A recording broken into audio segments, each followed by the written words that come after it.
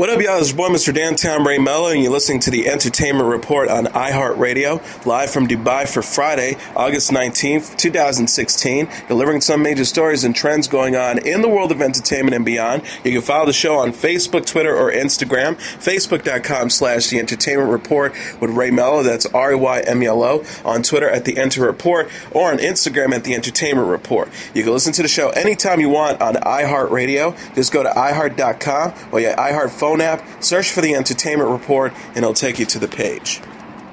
Arguably one of the biggest boobs of the year, U.S. Olympic swimming gold medalist Ryan Lochte is not welcomed in Rio de Janeiro, accused with 3 others of lying about being robbed at gunpoint to cover up a drunken episode at a gas station and then leaving Brazil just steps ahead of the Rio police. The Brazilian police are recommending charges being filed against Lochte and fellow swimmer James Gunn for false reporting of a crime, a civil police spokesperson said. It is now up to the prosecutors to decide what's next. Lochte and 3 American swimmers claimed they were robbed while taking a taxi to the Olympic Village early Sunday after a late party at the Team France house. The 12-time Olympic medalist claimed men posing as police stopped their taxi, forced him onto the ground, and put a gun to his head before making off with his wallet. Investigators said as they looked further into the tale, it began to fall apart. Police say the 4 swimmers did take a taxi back to the village, but stopped at a gas station on the way and got into a fracas with a security officer there over damage to a restroom door. The gas station owner said Lochte, who later acknowledged being intoxicated, also urinated on the outer wall before leaving. When the Americans returned to the cab and tried to leave, the guard pulled his weapon to detain them until real police arrived. Security video from the Avenue of the Americas where the incident occurred shows the men at the gas station and their spat with the guard. It also shows them trying to get into a different taxi. The video does not show signs of an armed robbery. Lochte and swimmers Gunnar Bentz, Jax Conger, and James Gunn were finally allowed to leave after paying the station for the damages. Authorities now believe the claims of armed robbery were fabricated, intended to counter the events at the gas station. According to one news report, which cited Brazilian police, Bentz and Conger have told police the robbery story was a ruse. The U.S. Olympic Committee initially denied reports of the robbery on Sunday before acknowledging it. The committee has provided legal counsel for Bentz, Conger, and Gunn as they cooperate further with Rio authorities. U.S. OC spokesperson Patrick Sandusky said in a statement Thursday that 3 U.S. Olympic swimmers are cooperating with authorities. All are represented by counsel and being appropriately supported by the U.S. OC and the U.S. Council in Rio. Lochte, who won his 6th gold medal in Rio in the men's 400-meter relay, is back in the United States. He returned Tuesday just hours after real police went to the Olympic Village looking for him. Lochte's attorney Jeff Ostro says the swimmer's return has been scheduled. It was not an attempt to escape the investigation. Ostros told the Washington Post on Thursday Ryan left the country after his events, after fully meeting with the Brazilian authorities, the State Department, the FBI, everybody who wanted to meet him. He made himself available and provided the Brazil police with a statement. He wasn't told to stay around or that police had other questions. He was planning on leaving and he left. He also said, "I don't know what they're trying to do down there. We've always been fully cooperating." Bentz and Conger were pulled off their return flight Wednesday night after a judge ordered the swimmers' passports held. They have been told they cannot leave Brazil until they are questioned. Gunn was also supposed to be on the flight, and he reportedly checked in for it, but he did not board. Police said he's still in Rio, but his whereabouts has not been disclosed. Investigators became suspicious of the swimmer's story when key details didn't line up. For example, Lochte at first denied the robbery took place, but then said it had, and that a man had even pulled a gun to his forehead. He later changed that detail, telling NBC News personality Matt Lauer on Wednesday night the robber had only pointed the gun in his direction. Another confusing detail for police was the fact that the attackers didn't take any of the men's cell phones, which are hot commodities on the real black market. Other security video also shows the swimmers returned to the Olympic Village at around 7 a.m. Sunday, 3 hours later that Lochte claimed they got back, and they were all apparently in good spirits. Judge Kenya Blac Chyna says, "You can see the supposed victims arriving without signs of being physically or psychologically shaken, even joking amongst themselves." Real officials downplayed the ordeal Thursday, but it's angered people in the city, which has been dogged by reports of crime in their attempt to stage a successful summer games. Rio military police captain Alexander Valentine says Rio de Janeiro asked Mr. Lochte to not come back to the city. People with bad characters are not welcome. A Rio resident, Arturo Roca, says these guys from abroad think they're superior to us, that they can come here, make a mess, lie about about it and stain the image of Brazil. Resident Lucas Aviles says people in Rio are annoyed about this. They receive visitors well, and this happens. It's horrible. Rio Olympic spokesperson Mara Andrade says no apologies for him or from the other athletes are needed. We need to understand that these kids were trying to have fun. They came here. They represented their country to the best of their abilities. Let us give these kids a break. Sometimes you take actions that you later regret. Judge Marcelo Rubuli, the head of the court handling the case, says making a false claim to police is a minor infraction. He says it's not a serious crime. It's not a crime that is going to send them to prison. It's not a crime that's going to prevent them from returning home. Lochte, the United States' second most decorated Olympic swimmer after Michael Phelps, stood by his robbery claims in the NBC interview and says the conflicting details in the story are the result of trauma-induced stress. He says, I wouldn't make up a story like this. As a matter of fact, we all feel it makes us look bad. Oscar-winning actor Jared Leto has joined the cast of the eagerly awaited follow-up to 1982's Blade Runner. Alcon Entertainment confirmed Thursday.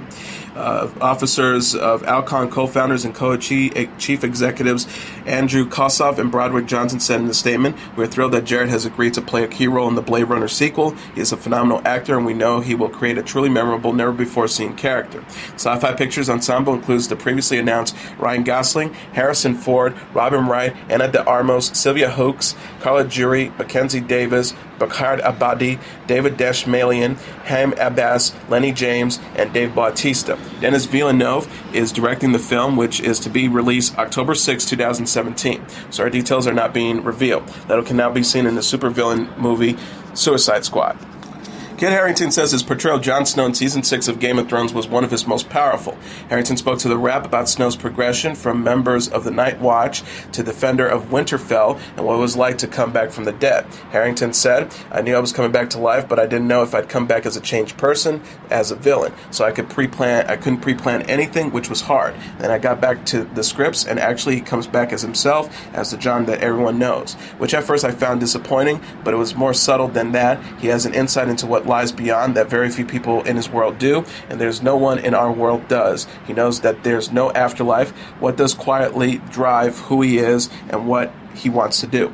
After Snow's death scare, Harington joked about how he not as worried about his character dying again so soon. Harington said, but here's the thing, I feel like one of the safest people on Thrones now. Maybe I shouldn't say that, he could die next season, but I felt very safe this season, because if I come back to life in episode 2, it would be awful storytelling if you kill me in episode 4, so I felt a bit cocky this season. One thing Harington does feel strongly about is his appreciation for his journey as an actor, thanks to the Jon Snow role. He says, if I were to go back and choose whether to do Thrones again, of course I would, 100% of the time, because it's opened so many doors for me and put me on the map in a way I couldn't have dreamed of in drama school. I love it, and I deeply miss it when it's gone. Thomas Gibson says he's disappointed but optimistic following his firing from Criminal Minds. The 54-year-old actor who played Aaron Hodgner on the CBS series for 11 seasons addressed his exit in a series of posts after joining Twitter this week. Gibson wrote, I wish I could thank each of you for your friendship and support. I love Criminal Minds, and I'm disappointed by what happened. He also added, I'm here on #Twitter so we can stay in contact in the days to come. The support you show means the world to me and my family. This is not an ending, but a beginning as well. Thank you all. Gibson was formally dismissed from Criminal Minds in a statement from CBS on last Friday. The actor was initially suspended from the show after reportedly kicking a writer during a creative dispute. He said after his firing, I love Criminal Minds and have put my heart and soul into it for the last 12 years. I'd hoped to see it through to the end, but that won't be possible now. The star added, I would just like to say thank you to the writers, producers, actors, our amazing crew, and most importantly, the best fans that a show could ever have hoped for. TMZ reported Thursday that Virgil Williams, the writer involved in the altercation, allegedly threatened a female production assistant in 2006. Sources said Gibson may try to use the information if he pursues legal action over his firing. Guardians of the Galaxy director James Gunn showcased his Bachelor knowledge in an appearance on the aftershow of the ABC spinoff Bachelor in Paradise on Tuesday. The show's producer, Alien Gale, tweeted a photo of Gunn with twin cast members Emily and Haley Ferguson. As a second-time guest on After Paradise, a live show that follows Tuesday night's spin-off episode, Gunn has a lot to say about this season's contestants. Gunn called one of the cast members a complete and total psycho and said another looked like he was created in a lab. He also had strong feelings about Josh Murray, former Bachelorette Andy Dorfman's ex-fiancé. Gunn said, I've been working in Hollywood for 20 years and I'm very good at judging a psychopath. Gunn also promised that a trailer for Guardians of the Galaxy's much-awaited sequel, Guardians of the Galaxy Volume 2, will be out soon. Reed Pop says it will be presenting exclusive New York Comic-Con panel discussions and screenings at the theater at Madison Square Garden this year. Most of the New York Comic-Con events will take place in the Pop Culture Convention's usual home, the Jacob Javits Center. However, The Walking Dead from AMC and Doctor Who and Dierks Gently's Holistic Detective Agency from BBC America will be represented October 7th to the 8th at Madison Square Garden. Lance Fensterman, the global senior vice president of Reed Pop, said in a statement Thursday, New York Comic-Con has become a premier destination for some of the world's most creative studios, and it only makes sense to showcase them at one of the world's premier venues. This expansion adds to New York Comic-Con's evolution of expanding into New York City and brings our passionate fans the opportunity to see different, unique contents all across Manhattan during New York Comic-Con. Broadway icon Andrea Martin has signed on to play Prudie Pendleton, the mother of Ariana Grande's character Penny in NBC's Hairspray Live. Set in the 1960s Baltimore, the movie musical is to premiere December 7th. Its cast will also include the previously announced Harvey Fierstein, Jennifer Hudson, Ariana Grande, Kristen Chenoweth, Martin Short, Derek Hough, Dove Cameron, Garrett Clayton, Sean Hayes, and Rosie O'Donnell, as well as newcomer Maddie Bedelia. A press release said Martin will play Prudie Pendleton, Penny Pendleton's overprotective and often closed-minded mother who doesn't approve of her daughter being friends with a rebel like Tracy Turnblad. Martin has received more Tony and Drama Desk Award nominations as a feature actress in a musical than any other performer, NBC noted. She most recently won both awards for the 2013 production of Pippin. Her other stage credits include My Favorite Year, Young Frankenstein, Oklahoma, Candide, and Noises Off. She's also appeared as well in the television comedy SCTV, Nurse Jackie and Difficult People, and the films My Big Fat Greek Wedding, Wag the Dog, and Night at the Museum's Secret of the Tomb. Actor Nate Parker has addressed rape allegations levied against him in 1999 that have resurfaced due to the buzz surrounding his upcoming film, The Birth of a Nation. The star of the critically acclaimed historical drama wrote on Facebook Tuesday, I write to you all devastated about information regarding the woman who accused him and his roommate, Birth of a Nation co-writer Jean Clestine, of rape while they were students together at Penn State. Over the last several days, as part of my past arrest, trial, and acquittal on charges of sexual assault, has become a focal point for media coverage, social media speculation, and industry conversation. I understand why so many are concerned and rightfully have questions. He also added, these issues of a woman's right to be safe and men and women engage in healthy relationships are extremely important to talk about, however difficult.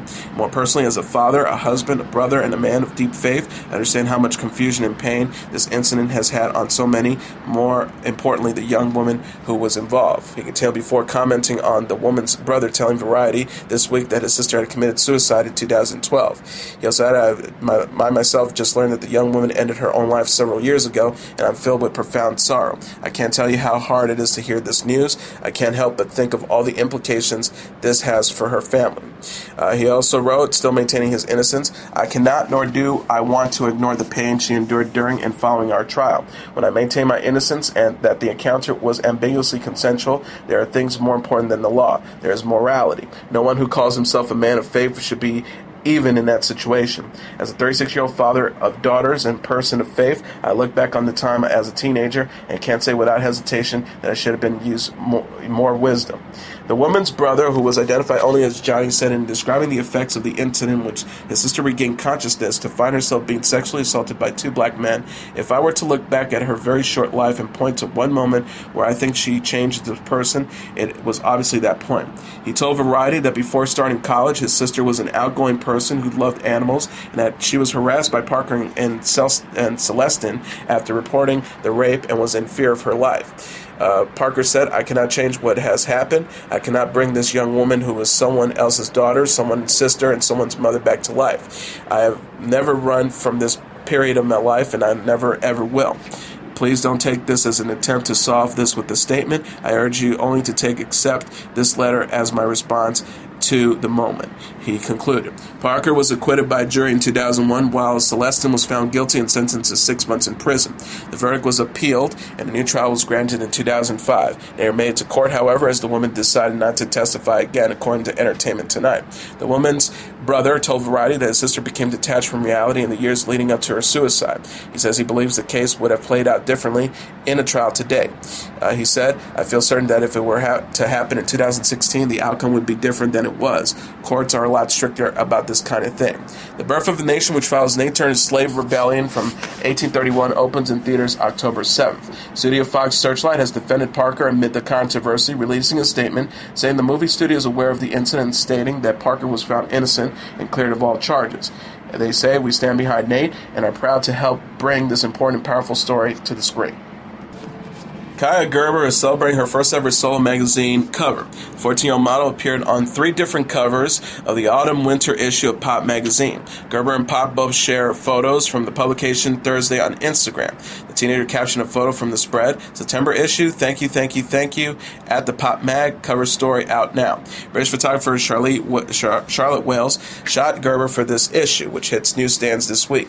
Gerber, who previously covered Vogue Paris with her mom, model Cindy Crawford, called her burgeoning modeling career a dream come true. She said at the accompanying interview, "It's not like I've dreamed that it could happen because it's all I dream about, but I never thought it'd happen this early. It didn't hit me until Mom and I got the French Vogue cover." Gerber is the youngest of Crawford's 2 children with husband Randy Gerber. The supermodel has nothing but praise for her daughter when she interviewed her for the September issue of Teen Vogue. She says, "You're so much more confident than I was. I didn't start modeling until I was nearly 17. You have a sense of what it feels right for you. I don't worry about you staying true to yourself." The star also added, "I'm excited you understand what I've done most of my life. I look back and appreciate it all. Traveling, connecting with people through photography. You're having fun, but also learning that it's hard work." Gerber made her modeling debut at Versace at 10 years old and signed a contract with IMG Models at age 13 on July 2015. Fellow model Kendall Jenner recently photographed the teenager for Love magazine. Christie Brinkley's daughter, Sailor Brinkley Cook, is sick of being compared to her supermodel mom. The 18-year-old burgeoning model told off critics in a lengthy post Wednesday after Brinkley shared a photo of herself and Sailor in matching outfits on Instagram the day previously. Cook wrote, "Everyone needs to stop putting me and my siblings and me and my mother in competition. I believe comparisons will kill you. Comparison to others is toxic and unhealthy. Why should I care if I'm not as pretty as someone else?" She said, "Believe it or not, I'm my own person with my own beliefs and my own thoughts and my own face. Being constantly compared to 50-plus years of success at only 18 years old and being told I can never amount to what she was and what she looks like doesn't feel great."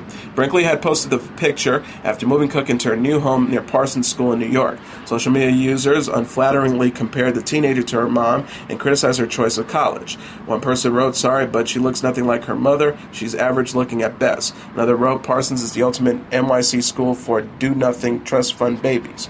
Cook is Brinkley's only child with husband Peter Cook. Supermodel is also mom to 30-year-old daughter Alexa Ray Joel with Billy Joel and 21-year-old son Jack Brinkley Cook with Richard Talbot. Cook had said in the September 2015 issue of 17, "My mom is a model, so it's something I've always wanted to do. I started when I was 14. After high school, I'm going to Parsons. I want to study photography there." Diana Ross is so proud of daughter Tracee Ellis Ross is up for an Emmy Award. The 72-year-old singer celebrated the 43-year-old actress's nomination for Blackish by taking out a full-page ad in The Hollywood Reporter. Ross wrote Wednesday on Twitter, "I'm a proud mom. At Tracee Ellis Ross, I love you. #Emmys. #Blackish." The ad features a sweet message from the I'm Coming Out singer next to a photo of Tracee laughing. The Blackish star is up for Outstanding Lead Actress in a Comedy Series for a portrayal of Dr. Rainbow Bow Johnson. The ad reads, "Congratulations to my daughter Tracee Ellis Ross on her nomination for lead actress in a comedy series for her work on Blackish. So proud of you. Love, Mom, and all the Ross family." Tracee is the elder of Ross's 2 daughters with Robert Silverstein. The pair also shares 40-year-old Chundy Ross and 45-year-old Rhonda Ross Kendrick, whose biological dad is Barry Gordy. Ross is also mom to 20-year-old Ross Nace and 27-year-old Evan Ross with the late businessman Arnie Nace Jr. Tracee described her mom as a very glamorous but really real parent in a 2015 interview with New York Times Magazine. Natalie Portman has confirmed that she is done making films inside the Marvel Cinematic Universe. The actress said Wednesday during an interview with Wall Street Journal, when asked if she has any plans to return to Marvel, "As far as I know, I'm done. I mean, I don't know if maybe one day they'll ask for an Avengers 7 or whatever. I have no idea. But as far as I know, I'm done. But it was a great thing to be part of," she continued, leaving the door slightly open. Portman famously starred as Thor's love interest, Jane Foster, in 2011's Thor and 2013's Thor: The Dark World. While it was assumed she would continue portraying the scientist in the third entry of the series, Thor: Ragnarok, Portman officially exited the project back in April. Marvel then cast Creed star Tessa Thompson as a new female character in the film who will catch the eye of the titular god of thunder. Notably, Thompson will appear alongside Portman in director Alex Garland's upcoming film Annihilation. Thor's Ragnarok features series regulars Tom Hiddleston, who plays Loki, Idris Elba, who plays Heimdall, and Sir Anthony Hopkins, and it's due in theaters October 27th, 2017. Rob Kardashian and Blac Chyna plan to marry in 2017 following the birth of their first child. The 29-year-old reality star and 28-year-old model revealed in a Facebook Live Q&A Wednesday that they are waiting to tie the knot until after the baby is born so Blac Chyna can turn up at the wedding. The model said, "If it was up to Rob, literally we would go tomorrow. He wants to go there, but I'm like, we need to do it the traditional way." Kardashian agreed, "We wouldn't have been at the courthouse downtown a long, long time ago, but of course every woman deserves to have a beautiful wedding, not when they're pregnant, so we'll wait for the wedding." Blac Chyna explains, "I want to turn up after. I want to turn up on my honeymoon. I want to turn up on you. But I think next year, to kind of give you guys an idea, I'm not going to be this year. It's not going to be this year. I kind of want to get my body back." Kardashian and Blac Chyna, who are already mom to son King with Tigger, got engaged in April. The couple announced they're expecting their first child the next month and teased more babies to come in an interview. Blac Chyna said, "Rob wants me to have like 4 more or something like that, or 3 more, so total 4, plus King, that's 5. Kardashian and Blac Chyna appeared to be on good terms following the first trailer for their E-series, Rob and Chyna. The promo sees Blac Chyna blow up at the reality star and demand to know if he's texting other women. Blake Shelton apologized Wednesday for a number of controversial past tweets. 40-year-old country star claimed he meant his comments as a joke after facing accusations of homophobia and racism over a series of old Twitter posts. Shelton wrote, "Everyone knows comedy has been a major part of my career and it's always been out there for anyone to see. That said, anyone that knows me also knows I have no tolerance for hate of any kind or form." He asserted, "Can my humor sometimes be appropriate and immature? Yes. Hateful? Never. That said, I deeply apologize to anybody who may have been offended." Shelton, who boasts 17.8 million followers on Twitter, have written several tweets about gay men and non-English speakers between 2009 and 2011. Post, which surfaced online over the weekend, has since been deleted. Shelton wrote in March 2011, "Standing in line at a coffee shop in LA talking with the man in front of me. He ordered a skinny caramel latte. I couldn't tell he was gay." He tweeted the same month, wish the next room would either shut up or learn some English so I would at least know what he's planning to buy." Ellen DeGeneres also faced accusations of racism this week after posting a photo of herself riding on Olympic sprinter Usain Bolt's back. The television personality responded by saying that she's the furthest thing to being a racist. Lady Gaga announced on Wednesday that her single Perfect Illusion will be released in September. Gaga shared the news with a simple tweet saying Lady Gaga new single Perfect Illusion September, and directed fans to her website, which says the same thing as the tweet but in colorful scrolling letters. Perfect Illusion will be Gaga's first single since 2015's Till It Happens to You, which won her an Oscar nomination. It has also been announced that Gaga has officially signed on for Bradley Cooper's remake of A Star Is Born, for which she will compose and perform new music. And now let's take a look at what happened on this date in entertainment history. On this date in 1964, the Beatles kicked off their first U.S. tour at San Francisco's Cow Palace. The Beatles took America by storm during their famous first visit, wowing the millions who watched them during their historical television appearance on The Ed Sullivan Show in February 1964. But after the first great rush of stateside Beatlemania, the Beatles promptly returned to Europe, leaving their American fans to make do with mere records. By late summer of that year, however, having put on an unprecedented and still unmatched display of pop chart dominance during their absence, the Beatles finally returned. On this date in 1964, more than 6 months after taking the East Coast by storm, the Fab Four traveled to California to take the stage at the Cow Palace in San Francisco for opening night of their first ever concert tour of North America. Although in retrospect it would seem a laughable underestimation of their drawing power in America, Beatles manager Brian Epstein chose venues like the 17,000-seat Cow Palace for the 1964 tour that expressly because he feared that the Beatles might not sell out large sports stadiums like San Francisco Candlestick Park, where they would play their final official concert in 1966. Suffice it to say that the Beatles had no difficulty filling the Cow Palace, which was packed with 17,130 screaming fans when the group bound to the stage shortly after 9 p.m. on this date in 1964 and launched into Twist and Shout. The Beatles set that night and throughout the tour that followed featured only 12 songs, most often in this order: Twist and Shout, You Can't Do That, All My Loving, She Loves You, Things We Said Today, Roll Over Beethoven, Can't Buy Me Love, If I Fell, I Want to Hold Your Hand, Boys, A Hard Day's Night, and Long Tall Sally. At other stops of the tour, the Beatles' performance would last approximately 33 minutes, but the show that night in San Francisco lasted some 5 minutes longer, not because of any differences in the Beatles' performance, but because of police intervention to stem the growing pandemonium. Within the first few seconds of the songs that night, at least one radio journalist traveling with the Beatles had been trampled to the ground along with a young female fan who broke a leg in the melee. And thanks to an offhand comment by George Harrison about the group's favorite candy in the days leading up to the show, the Beatles themselves were pelted with flying jelly beans throughout that night's set. Though John, Paul, George, and Ringo were uninjured, they left the Cow Palace that night by ambulance after their limousine was swarmed by berserk fans. It was a scene that would become familiar to them as they continued on their first historical tour of America in the months ahead.